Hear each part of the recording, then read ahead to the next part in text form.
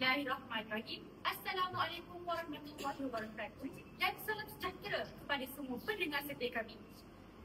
Anda sedang mendengarkan siri khas Festival Madani Pendidikan Madani dengan tajuk yang penting iaitu Pendidikan Madani Menangani Cabaran Falsafah dan Isu Kontemporari.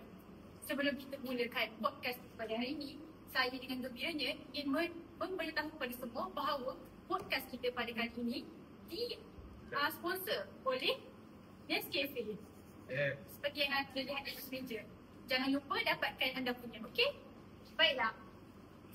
Saya, Adila Syahidah atau lebih dikenali sebagai Syad, moderator anda selama 30 minit pada hari ini. Hari ini, kita akan membicarakan tentang bagaimana pendidikan madani boleh menjadi penyelesaian kepada pelbagai cabaran semasa. Daripada aspek politik, ekonomi, sosial, sehinggalah kepada hak asasi manusia. Firman Allah Subhanahu Wa Taala dalam surah Al-Mujadilah ayat 11. A'udzubillahi minasyaitonirrajim. Yarfa'illahu allazina amanu minkum wallazina utul ilma darajat. Maksudnya, Allah akan meninggikan darjat orang-orang yang beriman dan berilmu dan diberi ilmu pengetahuan daripada. Bersama saya pada hari ini, saya ingin memperkenalkan 3 orang panel kita yang hebat-hebat dan terkenal belaka. Baiklah, panel pertama kita iaitu Saudara Alif Aiman akan membincangkan tentang isu politik dan pendidikan. Di mana panel kedua kita yang disegak dan bergaya iaitu Saudara Muhammad Ahmad Wafi akan membawa kepada kita tentang memahami kaitan ekonomi dan pendidikan. Dan akhir sekali, Saudara Izul Naim akan menyentuh kepada aspek sosial dan pembentukan masyarakat. Baiklah, saudara-saudari sekalian, kita akan membahagikan perbincangan kita kepada 2 segmen. Pertama, isu-isu semasa pendidikan dari aspek politik, ekonomi dan sosial. Dan kedua, implikasi isu terhadap diri, masyarakat dan negara. Tanpa membuang masa, saya ingin mulakan podcast kita pada hari ini kepada saudara Alif. Alif, kita mulakan dengan isu politik. Ramai yang mengatakan politik sering menjadi penghalang kepada pembangunan pendidikan. Apa pandangan saudara Alif tentang isu ini? Terima kasih kepada saudara Syed. Assalamualaikum warahmatullahi wabarakatuh. Waalaikumsalam warahmatullahi wabarakatuh. Salatu wassalamu ala Rasulillah wa ala alihi wa sahbihi wa man walah. Terima kasih kepada saudara moderator Syed. Jadi satu soalan yang sangat membuka minda dan juga pemikiran kita pada pagi ini. Yang mana pada wacana kita pada hari ini, kita akan membincangkan soal politik dalam pendidikan. Jadi pada pandangan saya, isu politik dalam pendidikan ini dia tidak dapat lari daripada terutama sekali dalam bidang pendidikan. Politik dan pendidikan saling berkaitan. Sebab apa? Sebabnya dalam pendidikan kita ada dasar-dasar yang melibatkan pendidikan. Jadi untuk melibatkan dasar-dasar, bila melibatkan dasar-dasar, jadi politik adalah solusi untuk memartabatkan dasar-dasar pendidikan tersebut. Tetapi dalam isu politik ini ada cabaran-cabaran yang tersirat sebalik politik itu sendiri. Iaitu yang pertama adalah campur tangan politik ini menyebabkan sistem pendidikan kita ini akan menjadi sedikit tidak seimbang. Di mana kalau kita semua sedia maklum, sejak kebelakangan inilah dalam tempoh beberapa tahun ini, negara kita, terutama sekali negara kita Malaysia, telah mengalami situasi politik yang tidak stabil. Di mana kerajaan seringkali bertukar. Apabila setiap isu berlaku, kerajaan akan bertukar. Jadi apabila kerajaan bertukar, maka dasar pun akan bertukar. Setiap menteri akan membawa formula yang berlainan. Setiap menteri ada dasar pendidikan yang baru. Di mana kita boleh katakan sebagai sindrom menteri baru, dasar baru. Tetapi dalam konteks pendidikan ini, campur tangan politik ni yang orang kata yang berlebihan, orang kata dapat dalam sistem pendidikan ni boleh menjejaskan aktiviti dan juga objektif pendidikan itu sendiri. Itu semua sedia maklum bahawa falsafah pendidikan kebangsaan Malaysia telah jelas, terang dan juga bersuluh, di mana falsafah pendidikan kebangsaan Malaysia menyatakan bahawa hendak melahirkan insan yang seimbang. Seimbang dari segi macam mana? Seimbang dari segi jasmani, emosi, rohani, intelek dan juga sosial. bukan saja pada akademik semata-mata, tetapi apabila melibatkan politik, apabila ada campur tangan politik, ada setengah pihak yang menggunakan platform politik ini untuk mengeksploitasi terutama sekali dalam bidang pendidikan, maka objektif falsafah pendidikan kebangsaan tadi itu dia akan tidak dapat tercapai apabila ada kuasa luar daripada politik ini. Ada sebagai contoh, kalau kita melihat terdapat beberapa adalah segelintir pihak yang cuba untuk menggunakan platform politik ini untuk menjadikan satu sumber untuk oleh dan sebagainya. Jadi pada pendapat saya, ia adalah satu yang tidak wajarlah, terutama sekali dalam bidang pendidikan. Sebab apa? Bila kita sebut pendidikan, kita perlu tolak segala ideologi pemikiran seperti politik dan sebagainya. Kita perlu 100% tumpu kepada isu kita terutama sekali dalam bidang pendidikan. Sebab apa? Sebab kita nak memartabatkan insan yang seimbang melalui SPK tadi. Jadi hal ini bertepatan dengan firman Allah Subhanahu Wa Taala, di mana kita kena berpaut balik kepada Al-Quran dan Sunnah, di mana Allah Taala telah sebut dalam Al-Quran, A'udzubillahi minasyaitonirrajim, berkaitan dengan amanah. A'udzubillahi minasyaitonirrajim. Inna Allaha ya'murukum an tu'addul amanati ila ahliha wa idza hakamtum bainan nasi an tahkumu bil 'adl. Sadaqallahu al-'azim. Maksud dalam ayat ini Allah Taala menekankan perihal amanah dalam situasi kita, dalam konteks manusia itu sendiri. Di mana Allah Taala berfirman, sesungguhnya Allah Taala telah memberikan amanah itu kepada golongan yang ahlinya, dan hendaklah kita semua ini menghukum manusia itu dalam konteks secara adil. Jadi adil dekat sini bermakna kita letakkan satu pada tempatnya. Jadi begitu juga dalam konteks politik ni, kita perlu letakkan benda tu, situasi tu pada tempatnya. Kalau kita tak letak pada tempat ni, maka kita dah jadi golongan yang zalim. Waliyahzubillah. Jadi yang kedua adalah yang melibatkan kaitan dengan ketidakadilan dari sudut hakikat sumber itu sendiri. Di mana kita semua sedia maklum terdapat beberapa isu di mana sumber itu sendiri, di mana sekolah-sekolah yang kita dapat lihat, sekolah-sekolah yang berkembang pesat ni kebanyakannya berlaku di kawasan bandar, di kawasan Bukit. Manakala sekolah-sekolah yang di luar bandar ni, dia lambat untuk dia dapat satu inisiatif kan. Jadi dasar politik yang berat sebelah ni menyebabkan akibat jadi tidak seimbang lah antara luar bandar dan juga bandar. Jadi kawasan yang menjadi kuat pada parti politik ni akan memasukkan perlukan yang banyak dalam segi infrastruktur dan sebagainya. Manakala kawasan yang mungkin kurang akan orang kata lambat lah, dia tak dapat nak cepat kan. Jadi dia akan jadi tertinggi. Jadi sekolah-sekolah seperti bandar ni akan lebih pesat dan sekolah-sekolah di bawah bandar akan tertinggi. Contohnya seperti situasi di Sabah dan Sarawak lah. Sebab kita di Sabah Sarawak kita kurangkan infrastruktur. Ada inisiatif daripada pihak kerajaan, tetapi benda tu masih lagi terdapat corak antara bawah bandar dan juga bandar. Jadi saya kira ujuk pangkalnya adalah dari segi amanah itu sendiri. Sebab dalam hadis tersebut kullukum ra'in wa kullukum mas'ulun 'an ra'iyatihi. Setiap kalanya kamu adalah pemimpin. Jadi pemimpin ini perlulah laksanakan tanggungjawabnya dengan sebaik mungkin, dan itu adalah khulasa dari sudut politik yang boleh saya simpulkan pada hari ini.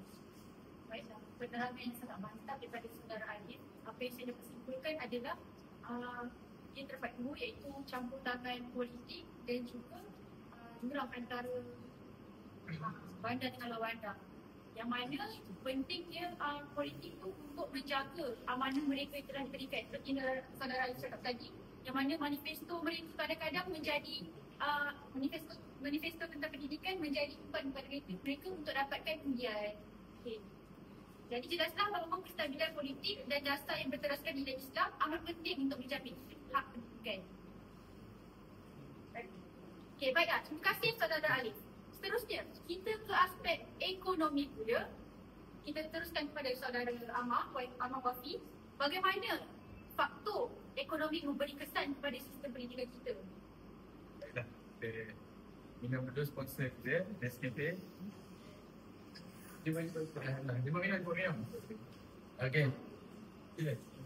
Okay, terima kasih kepada saudari Malaysia kita, saudari Adilah yang lagi hebat, bijak dan cantik. Okay, jadi untuk dasar ekonomi ini, apa itu ekonomi sebenarnya? Kita buat santai lah kan? Okay, apa itu ekonomi? Ekonomi ini macam ni kita nak kaiti manusia, kerajaan dan organisasi ini mengurus sumber yang terhad. Macam mana suatu institusi, suatu organisasi itu nak uruskan sumber. Dan keperluan dan kehendak yang tidak terhad. Untuk memenuhi sumber yang terhad tapi nak memenuhi kehendak yang tidak terhad. Maksudnya benda tu sikit tapi kita nak bagi kat orang yang banyak. Macam mana kita nak buat benda tu? Nak bagi jadi. Okay. Jadi ini adalah berkaitan macam mana kerajaan dapat menguruskan kewangan negara, pekerjaan, perdagangan, pengeluaran dan pembangunan rakyat. Maafkan saya. Okey, jadi dekat Malaysia dia memang dah banyaklah dasar-dasar ekonomi. Kita pernah belajar tentang dasar ekonomi baharu, betul? Dasar ekonomi baharu ni dulu dijalankan pada tahun 1971 sampai 1990. Yang macam mana pada waktu ni katanya adalah untuk menghapuskan kemiskinan tanpa mengenal gaul. Maksudnya kalau kita tengok dulu dekat pekan-pekan ni Cina yang pegang. Cina yang pegang ekonomi kat pekan-pekan ni. Tapi kalau kat kampung orang Melayu. Tapi orang India ni duduk dekat estate. Nampak jurang ekonomi dulu kat situ. Nampak ada perkauman dekat situ. Tapi macam ni sekarang kalau kita tengok dekat bangsa tu, macam-macam kedai ada. Mamak, Melayu, Cina, India, semua ada. Okay, seterusnya dasar pembangunan nasional. Pada tahun 1991 hinggalah tahun 2000 adalah untuk pertumbuhan ekonomi yang seimbang. Seterusnya ada juga dasar wawasan negara pada tahun 2001 sampai 2010 untuk membina masyarakat berdaya saing global kecerdasan wawasan 2020. Macam mana tahun 2020 ni kita tahu tahun yang serba moden. Macam mana nak catch up dengan industri 4.0, 5.0 pada zaman tu. Pada zaman sekarang ni lah. Jadi dia start pada tahun 2001 dahulu. Dan sekarang adalah model ekonomi baharu. Pada tahun 2010 sampai sekarang adalah untuk kita nak jadikan negara kita ini adalah negara yang berpendapatan tinggi. Macam tu. Okey, jadi antara isu yang dalam ini adalah ekonomi ini sebagai nadi pelaksanaan pendidikan. Macam mana ekonomi ini adalah satu kalau kita membicarakan suatu topik, kita akan tengok pada aspek politik, ekonomi dan sosial. Nak cakap kat sini ekonomi ini adalah salah satu perkara yang penting. Okey. Ekonomi ini adalah nadi. Kenapa saya cakap macam tu? Sebab apa? Dengan semua benda ni adalah berbaksi kepada ekonomi. Kenapa USA ni kuat? Sebab ekonomi dia kuat. Dia yang pegang nilai mata wang dekat dunia ni. Semua berbaksi kepada dia. Okey, jadi untuk pelaksanaan ekonomi ini, jadi kalau sesuatu ekonomi ni tidak stabil, maka macam mana kita nak menerajui pendidikan negara? Kita sudah tahu. Jadi macam mana hari ni bila dengan adanya penerajuan pada ekonomi negara ini, maka kita punya sistem pendidikan sepatutnya akan maju. Sebab apa? Sebab ada peruntukan, bila ada peruntukan, adanya usaha yang sepatutnya ada usaha yang dijalankan ke atas sekolah-sekolah.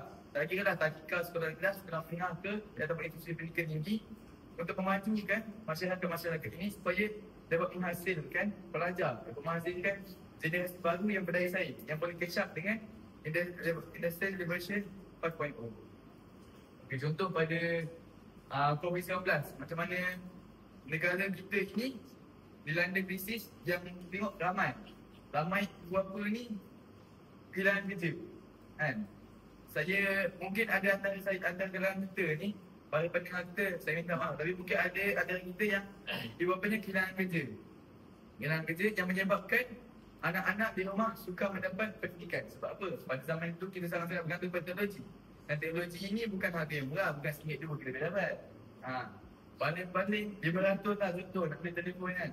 RM500. Jadi kat sini akan susah lah sebab kita tengah menjadikan PTPR. Okay, seterusnya adalah jurang ekonomi. Jurang ekonomi ini adalah perbezaan taraf ekonomi. Macam saudara Ali cakap tadi, yang di Sabah Sarawak, yang di Semenanjung. Yang Semenanjung ni tidak semuanya senang. Ada juga yang di tahap D40, ada D20. Jurang perbezaan kewangan ekonomi dalam keluarga itu sangat besar. Ada keluarga yang ibu bapanya mampu membelikan segalanya untuk dia. Ada ni kalau dia cakap, ibu saya tak ada belajar lah, ibu saya kena ada tablet. Contoh, kan? Saya kena ada tablet. Lepas tu, apa ni, okey. Kalau ibu untuk pendidikan, boleh beli. Dia beli. Ada juga apa yang susah. Yang memang tak mampu nak beli. Makan pun, dari sebagai makan pagi, kaki petang, makan petang. Biaya sekarang mahal kan? Betul. Biaya sekarang mahal. Contoh, iPhone 17. Berapa saudara? 3,999. Allah. Macam gaji kita ni sebulan. Tapi macam dekat Sabah Sarawak pula, jual ekonomi tu ada dan faktor geografi pun mempengaruhi. Faktor geografi mempengaruhi maksudnya dekat ada orang-orang ni yang tinggal di kawasan pedalaman. Tak boleh nak buat bangunan besar-besar. Nak ke sana pun susah. Jadi kadang-kadang ekonomi peruntukan semua dah ada, tapi nak sampai ke sana itu tak mampu. Banyak halangan. Okey. Jadi seterusnya adalah galakan Islam menggunakan sumber ekonomi untuk manfaat umat. Hari ini kita kena bersyukur. Sebab apa? Sebab kita ini dilahirkan dalam agama Islam. Macam mana hari ini nikmat terbesar di dunia. Dalam hidup kita ni adalah ada dua. Nikmat iman dan nikmat Islam. Macam mana kita tahu Islam ini agama yang indah, agama yang murni, yang menerapkan nilai-nilai murni, akhlak-akhlak mudah dalam kalangan masyarakat. Macam mana hari ini Islam menekankan pentingnya membelanjakan harta jalan Allah termasuk untuk pendidikan. Hari ini kita bagi zakat, kita bayar zakat kan, adalah kewajipan untuk mencuci harta kita. Dengan adanya zakat kita membantu orang Islam yang dalam kesusahan. Okay, contohnya ada juga sumbangan kepada tabung pendidikan, beasiswa dan pembinaan sekolah agama. Adalah antara bentuk pelaburan pahala jangka panjang. Ini adalah amal jariah. Seperti mana yang disebutkan dalam surah Al-Baqarah ayat 261. A'udzubillahi minasyaitonirrajim. Mathalul ladzina yunfiquna amwalahum fi sabilillahi kamathali habbatin ambatat sab'a sanabila fi kulli sunbulatin mi'atu habbah wallahu yudha'ifu liman yasha' wallahu wasi'un alim. Jadi ayat ini adalah untuk harta yang digunakan untuk kebaikan akan melipat ganda ganjarannya. Adalah bentuk amal jariah lah orang kata. Okey. Saya rasa itu sahaja daripada saya untuk belas bahagian tema. Baiklah, terima kasih kepada saudara Wafi atas penerangan tentang faktor ekonomi sebenarnya. Jadi maksudnya ekonomi bukanlah hanya soal wang, tapi soal keadilan sosial. Macam yang Wafi cakap tadi, bahawa sumber terhad tapi nak bagi dekat orang ramai. Baiklah. Seterusnya kita akan beralih pada panel terakhir kita, iaitu saudara Izul.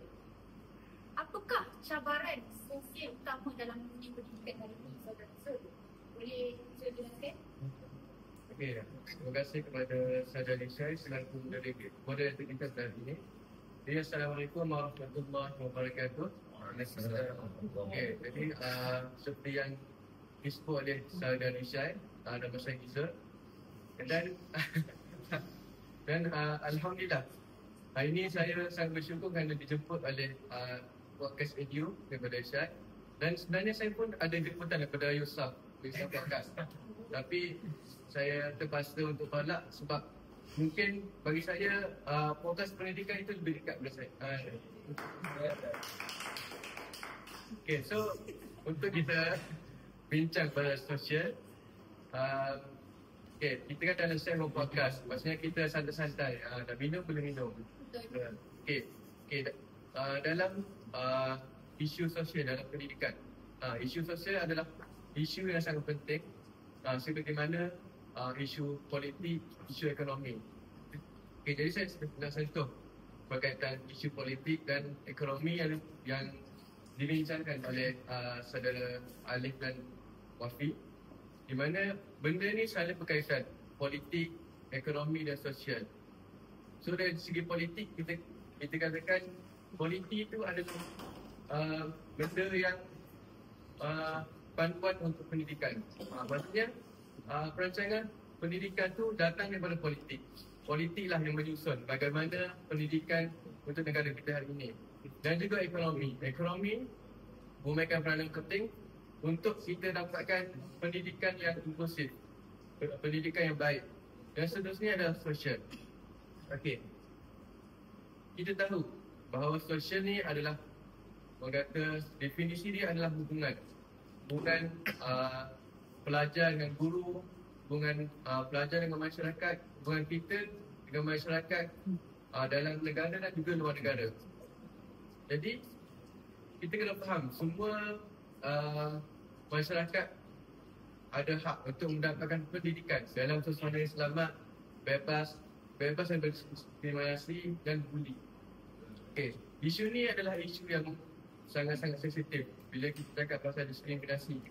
Di mana dulu kita tahu bahawa pendidikan kita ni sebelum adanya apa orang kata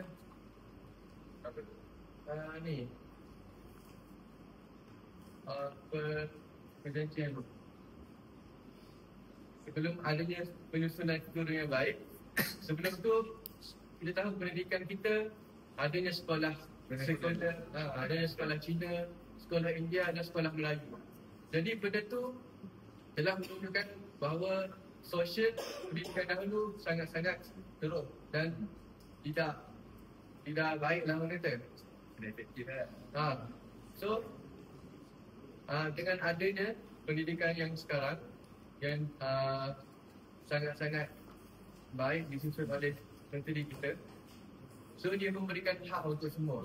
Dia menyeimbangkan, mengurangkan jurang sosial antara kaum. Sebab negara kita ada pelbagai kaum, Cina, India, Melayu, Iban dan sebagainya.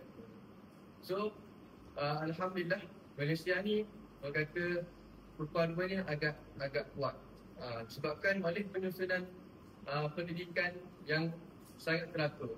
So bilanya ada penyusunan pendidikan yang menyeimbang perpaduan, maka kita boleh rapatkan balik hak sosial pelajar kita.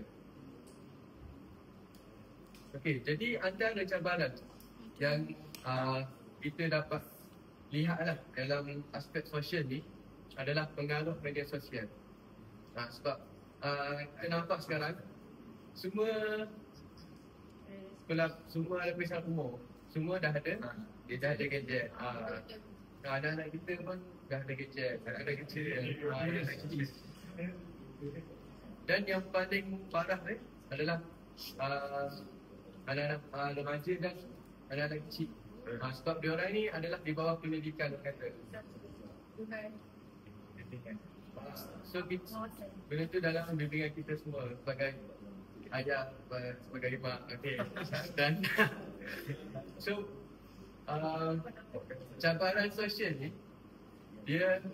kita kena tahu bahawa anak-anak kita ni telah terdedah kepada budaya, kepada nilai yang barat, nilai bercanggah dengan Islam dan nilai yang sangat-sangat buruk. Sebab dalam isu media sosial ni dia macam tak ada cara untuk menangani. Mungkin ada tetapi benda tu sangat-sangat susah. Sebab dalam media sosial ni semua benda terbuka. Budak kecil pun dia terbuka kepada benda yang tak sepatutnya, yang tak kena dengan umur dia. So benda tu kata ada antara cabaran yang sangat-sangat kuat pada zaman sekarang. Lepas tu untuk cabaran yang kedua adalah kerugian akhlak. Dan benda ni adalah berlaku pada sosial juga. Bagaimana dengan siapa dia bergaul, dengan apa yang dia lihat, benda tu dia tengok dan dia nak cuba. Sebab anak-anak ni dia anak-anak dan remaja lah kata, bila dia ingat sesuatu dia akan rasa nak buat, dia nak cuba benda baru. Macam anak kita kan, tengok ni sikit, tengok Korea, betul cakap Korea, yang tu macam tu tendang betul. Tengok bola, yang tu tak apa. Kita jangan ada dia rasa ni dia salah. Tengok bola Bahasa tu okey tak kan? bahasa betul. Cuma kalau tengok drama kan, ada pergaulan bebas, benda tu bagus. Tidak menutup aurat. Benda tu bercakap dengan Islam. Lepas tu yang ketiga adalah krisis identiti dan jati diri. Bila orang dah terpengaruh dengan budaya luar, dengan persekitaran yang tidak elok, dengan kawan-kawan yang tidak elok, dia hilang jati diri dia. Sebab dia hanya meniru budaya orang tanpa dia pegang apa jati diri dia sebagai seorang Islam dan sebagai seorang pelajar. Allah Akbar. Okey. Jadi saya ingin sentuh berkaitan isu sosial yang kata benda ni sangat-sangat hangat, ya. Dia kata sangat-sangat viral dan sekarang pun masih lagi viral dan tidak ada penyelesaian. Itu kes bullying Adik Zara. Jadi kalau kita mendalami kisah bully ni sangat-sangat sedih. Rasa macam sebab dia baik-baik anak kita. Kita boleh bayangkan lah kalau anak kita yang terkena macam ni kan. Allah dan so apa yang saya nak katakan kan, benda ni berlaku sebab pengaruh dari sosial, betul? Mungkin pengaruh daripada kawan-kawan dia tak baik, atau pengaruh daripada cerita. Cerita sebut nanti editor sensor. Okay, contoh kita tengok cerita High Council. Cerita tu menceritakan tentang kehidupan asrama yang antara tak sama dia. Sebab saya pun tak sama dan saya boleh katakan cerita tu 80% betul. Budaya bully tu macam di asrama adalah benda yang biasa. So benda tu adalah pengaruh juga, pengaruh sosial. Sebab kita kadang-kadang kat asrama ada tradisi. So kita yang contoh kita belajar baru, so kita dah tahu ada tradisi, kita terpengaruh dengan tradisi. Dan tradisi itu termasuk juga dalam sosial, pengaruh yang tidak baik lah. So dalam kisah Adik Zara ni mungkin yang pembuli dia tu mempunyai pengaruh yang tidak baik daripada sebut tadi filem ke, daripada mak ayah dia.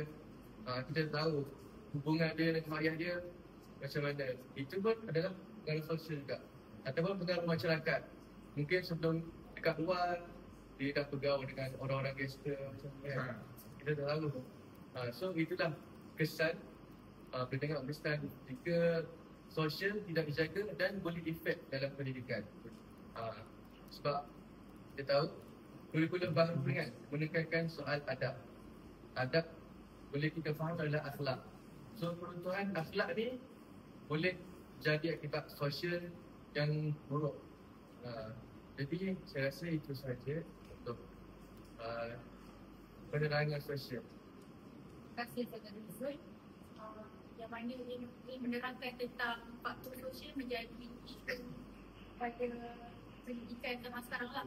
Bila Izul mention tentang saudari adik Zara Raidina, membuatkan kita semua rasa sedih sangat kan, sebab membayangkan kalau benda itu sendiri berlaku pada anak kita. Jadi saya sangat mengharapkan agar sosial di kalangan remaja ni dapat dielokkan. So kena cari macam tu. Baiklah. Seterusnya sekarang kita masuk pada segmen yang kedua. Baiklah, kita mulakan dengan soalan yang pertama, iaitu apakah kesan isu-isu yang terjadi kepada ini pelajar? Saya ingin ajukan soalan ini kepada saudara Alif.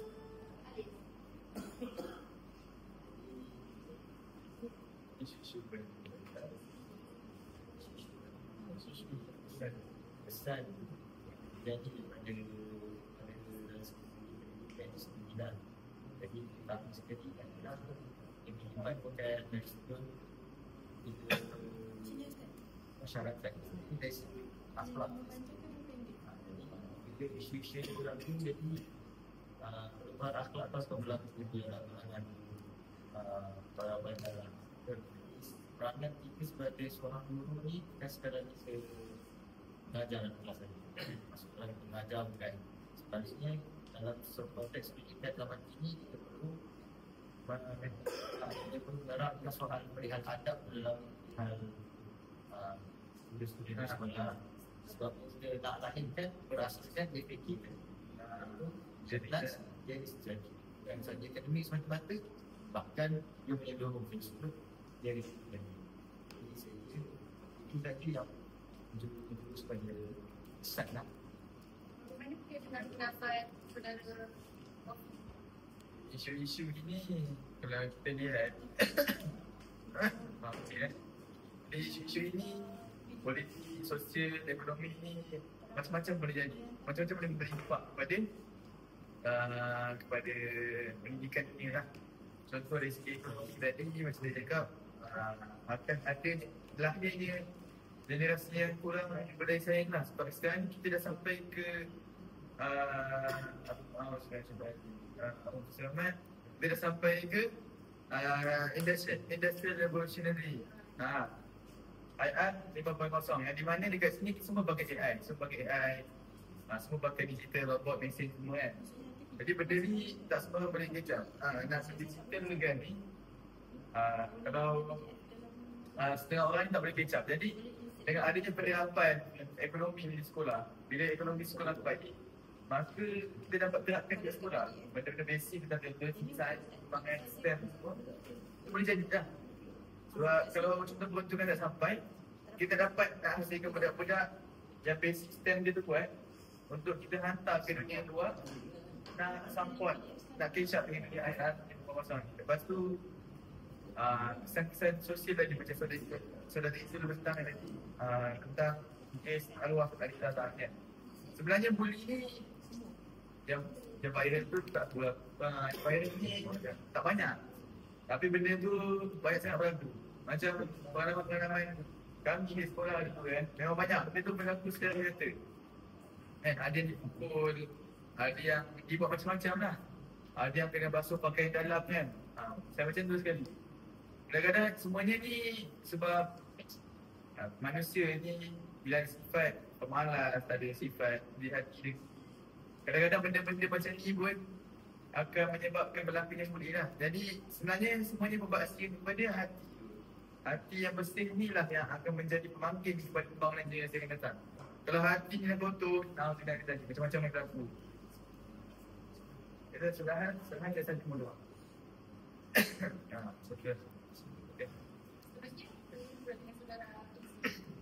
Okey.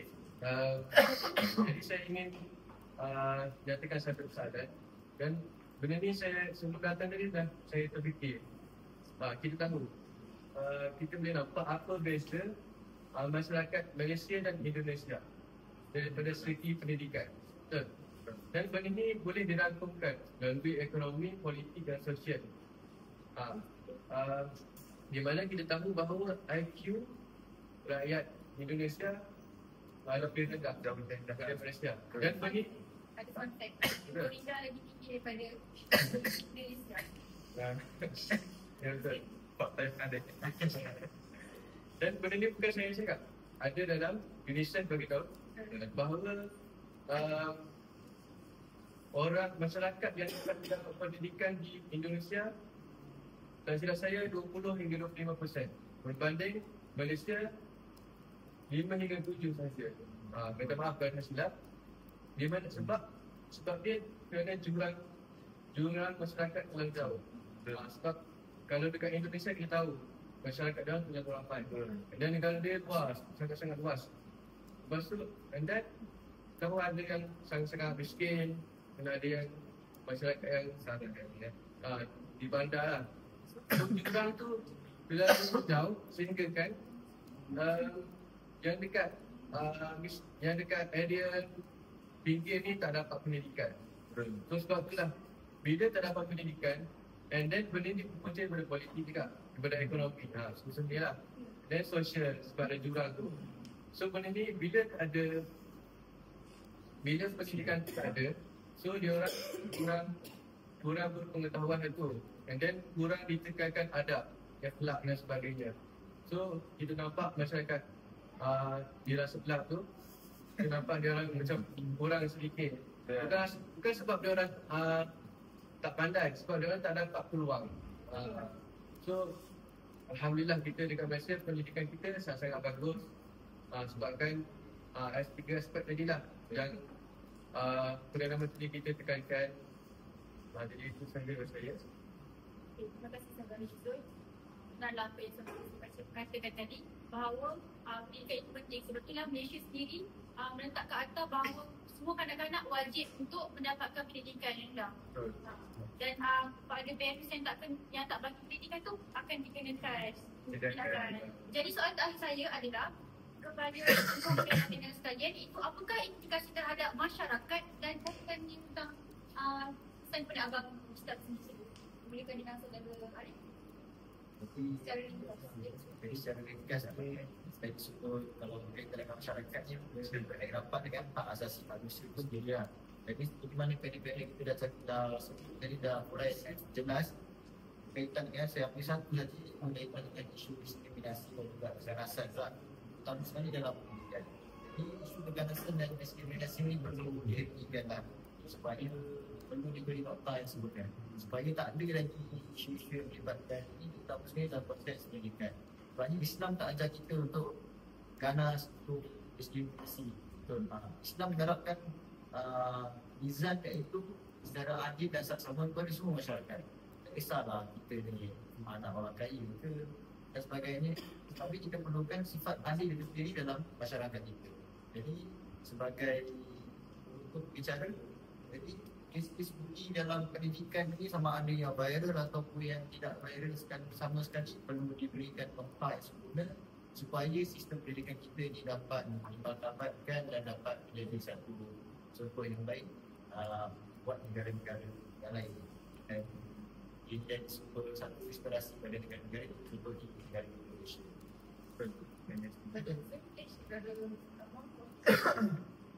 Jadi untuk masyarakat ni saya kita keluar sikit lah daripada Malaysia lah. Kita pergi ke negara yang kebahagiaan dunia yang sentiasa akan ada isu-isu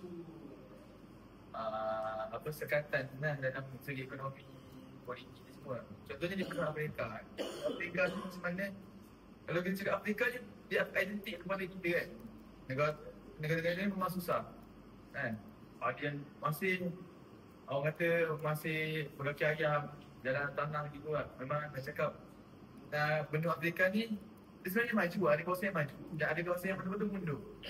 Yang sampai kalau kepada kita ni memang identik lah simbolik dengan kesusahan dalam Afrika ni. Dan jadi pendidikan dekat Afrika ni sebenarnya dekat semua negara lah adalah hak asasi. So dia nak membebaskan manusia daripada kita kemiskinan. Macam mana hari ni kalau suatu family tu nak keluar daripada kemiskinan, memang kena mula dengan pendidikan. Bila seorang kita pendidikan, insya-Allah dapat pekerjaan yang bagus, insya-Allah menderajui ekonomi dalam suatu family tu lah. Betul.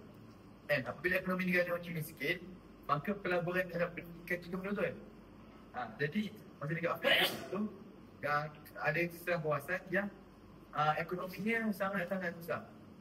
Contohnya di Ethiopia, mereka memerlukan bantuan dan mereka alhamdulillah dapat bantuan daripada Education Gateway. Dan satu program dana ni menyalurkan dana bagi memastikan kanak-kanak di kawasan-kawasan macam ni untuk dapat pendidikan sepatutnya yang menjadi hak semua orang untuk dapat. Lepas tu hal ini bertepatan dengan ayat Islam yang sedangkan tadi. Ayat surah Al-Baqarah yang saya bacakan tadi, ayat 261. Kesan kepada masyarakat. Okay, kalau kita lihat dekat masyarakat dalam kita tahu dan kita boleh jelaskan macam mana orang yang ada pendidikan dan orang yang tidak ada pendidikan. Contohnya dalam media sosial, kita nampak kalau ada satu isu mesti ada geng-geng yang mengecam, ada geng-geng yang support. So kita boleh nampak beza. Bila dah macam komen, kita nampak ini orang yang ada education dan ini orang yang tidak berpendidikan. Hobi dalam benda tu. Dan saya rasa semua audiens dah nampak dekat komen-komen kan, dekat TikTok. Sebab TikTok adalah media yang semua orang ada, boleh dikatakan macam tu lah. So, kesan dia kalau masyarakat kita tidak dapat pendidikan yang bagus, dia akan merosakkan medan dalam masyarakat, medan sosial. Sebab bila diorang tak ada pendidikan, diorang akan akan mempengaruhi orang lain. Sebab kita ni agak mudah terpengaruh. Bila kita dah nampak orang buat itu, mungkinlah kita rasa dah kuat. Walaupun benda tu salah, tapi biasanya benda yang salah ni best. Dan pendidikan sangat penting sebab ada dalam Al-Quran juga, dalam surah surah Al-An'am ayat 1 sampai 5. Jadi saya baca sikit je. A'udzubillahi minasyaitonir rajim. Iqra bismi rabbikal ladzi khalaq. Dan ayat kelima, 'allamal insana ma lam ya'lam. Maksudnya Allah menyuruh kita mengajarkan ilmu kepada manusia. Jadi di sini Islam juga menekankan bahawa pendidikan itu sangat penting untuk memanusiakan manusia. Dan kita pergi keluar sikit, kita tengok isu di Palestin. Dan dia boleh juga dikaitkan dengan hak asasi. Mana tengok di Palestin, walaupun negara-negara Islam, hak pendidikan tu diorang tak dapat sangat, tapi kita boleh lihat diorang ni semangat untuk dapat pendidikan, hafal Al-Quran dalam suasana yang tidak macam kita, Tidak mengizinkan sebab diorang berpegang pada Islam, di mana dalam bulan ilmi fardhu alam muslim. Walaupun diorang ni sangat-sangat susah untuk mendapat pendidikan, tapi diorang usaha untuk buat apa yang Nabi suruh. Jadi di situ kita nampak bahawa pendidikan ni sangat penting untuk membentuk jati diri kita sebagai seorang Muslim yang hebat. Baiklah, terima kasih kepada ketiga-tiga panel kita pada hari ini. Alhamdulillah, banyak sangat yang kita pelajari pada hari ini. Pendidikan bukan sekadar soal akademik, tetapi keras kepada pembinaan negara, masyarakat dan peradaban Islam. Kita juga lihat bahawa hak asasi manusia untuk mendapatkan pendidikan adalah sesuatu yang wajib untuk dipertahankan, sama ada di tanah air kita ataupun di bumi Palestin sekalipun. Jadi saya ingin berterima kasihlah kepada tiga-tiga panel kita yang saya bertanya hari ini, iaitu saudara Alif yang penuh dengan keyakinan, saudara Rajak yang tak sihat pernah terantang juga, saudara Izul yang tolak podcast untuk podcast saya. Terima kasih banyak-banyak, saya sangat menghargainya. Walaupun mungkin datang juga. Jadi saya ingin undur diri lah. Terima kasih kepada ketiga-tiga panel kita. Jangan lupa untuk dapatkan Nescafe anda. Dan kita akan jumpa pada podcast kita yang akan datang dengan tamu yang lebih menarik, insyaAllah. InsyaAllah. Ada yang menarik dah. Itu paling menarik. Okay, terima kasih semua. Jumpa lagi. Jangan lupa like, Comment, comment, subscribe, follow.